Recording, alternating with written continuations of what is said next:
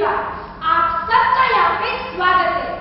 हम एसपीटी के विद्यार्थी आपके सामने एक पथनाट्य प्रस्तुत करने जा रहे हैं, जिसका मार्गदर्शन मिसेस कामिनी प्रधान ने किया है, जो mass communication and extension department में से है। जैसा कि आप सब जानते हैं, हम सबको बाहर का खाना खाना अच्छा लगता है। मुझे तो बाहर का खाना खाने में बड़ा ही मजा आता है, शायद आपको भी अच्छा लगता होगा। लेकिन बाहर का खाना खाने जाओ तो मम्मी चिल्लाती है, यह कहकर कि बीमार पड़ जाओगे। हम सबको बाहर का खाना खाने में डर महसूस होता है। कभी सोचा है आपने यह क्यों है? क्या हम कुछ नहीं कर सकते? क्या हम आने वाली बीमारियों से बच नहीं सकते? तो चलिए देखते हैं हमारा पथनाट्य, जिसका नाम है थोड़ी सी सावधानी, दूर होगी परेशानी। तो मैं अपने पात्रों का परिचय आपसे करवा दूं। तोषा और नित्या हमारी दो शिक्षक, भूमिका और गरिष्ठा दो विक्रेता, फातिमा और पूजा हमारी दो छोटी छोटी बच्चियां, नेहा बच्चे की माँ और मैं शाइनुर आपकी सूत्रधार। तो चलिए शुरू करते हैं हमारा पथनाट्य।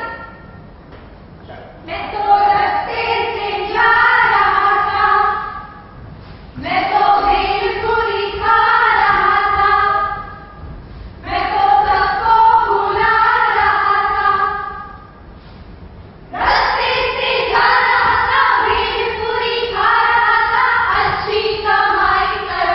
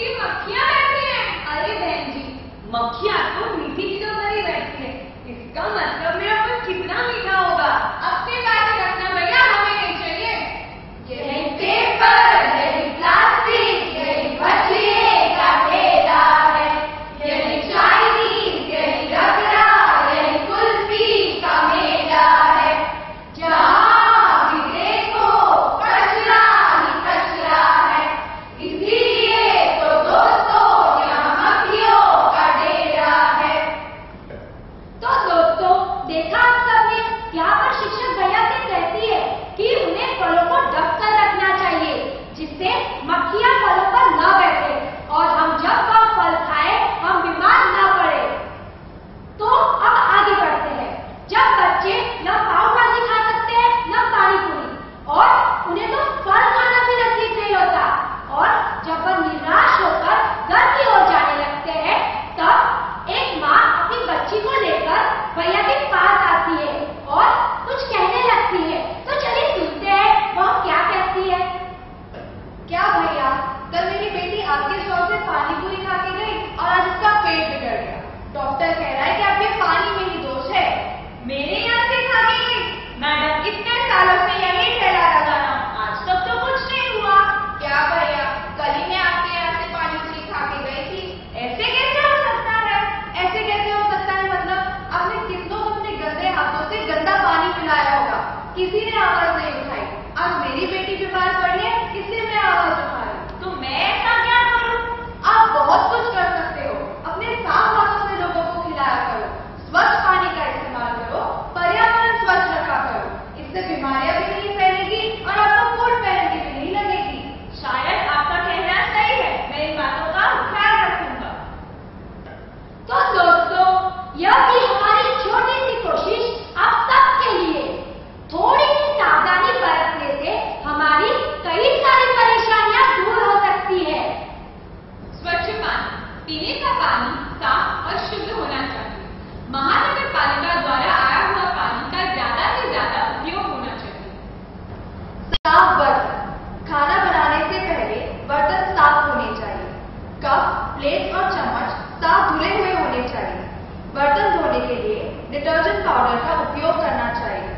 खाना ढककर रखना चाहिए। सब्जी और फल धोकर लेना चाहिए। साफ नैपकिन, 3 नैपकिन रखने चाहिए। एक हाथ साफ करने के लिए, दूसरा स्टॉल साफ करने के लिए और तीसरा बर्तन साफ करने के लिए। स्वच्छ परिसर, दुकान लगाने के पहले कुछ सावधानियां रखनी चाहिए। गंदे नाले से दूर रहना चाहिए। कूड़ादान से दूर होना चाहिए। जानवरों को दुकान के पास आने नहीं देना चाहिए। दुर्गंध परिसर से दूर रहना चाहिए। व्यक्तिगत स्वच्छता, हाथ गंदे हाथ को साफ करने के लिए साबुन का उपयोग करना चाहिए। नाखून कटे होने चाहिए। बाल को बांधना आवश्यक है। पसीने को पोंछने के लिए एक अलग से कपड़ा इस्तेमाल करना चाहिए। धूम्रपान और तंबाकू का उपयोग ना करें और ग्लव्स पहनना आवश्यक है।